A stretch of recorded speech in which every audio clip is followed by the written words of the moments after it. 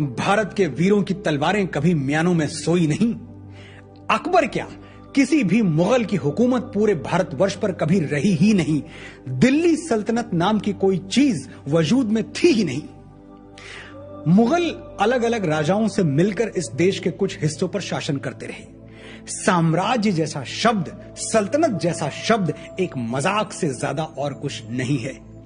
महरौली से यमुना तक हुकूमत करने वाले लुटेरों को हमने जरूरत से ज्यादा इज्जत दे दी और अफसोस होता है ये कहते हुए कि सच्चे शूरवीरों को भुलाकर हमने इन अपराधियों को हीरो बना दिया। साम्राज्य क्या होता है?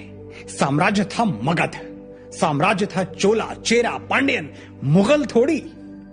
अगर हम मुगलों, तुर्कों, खिलजियों और लोदियों के सचमुच गुलाम रहे होते तो आज सनातन धर्म और सभ्यता का नामो निशान यहां बाकी नहीं होता।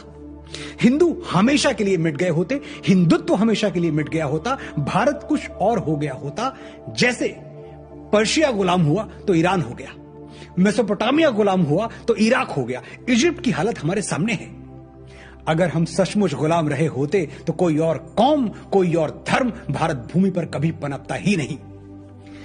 भारतवर्ष के वीरों ने कभी अपने हाथों में चूड़ियां नहीं पहनी थी और बड़े ही प्रायोजित तरीके से हमारे अंदर ये इंफीरियरिटी कॉम्प्लेक्स भरने की कोशिश की गई कि हम पद्दलित और कमजोर थे।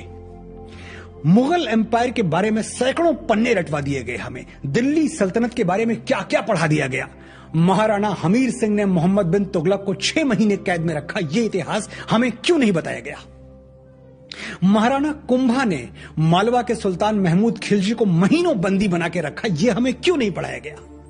महाराणा सांगा ने दिल्ली के सुल्तान इब्राहिम लोदी को खटोली के युद्ध में बुरी तरह पराजित किया, यह चैप्टर टेक्स्ट बुक्स में कहां है।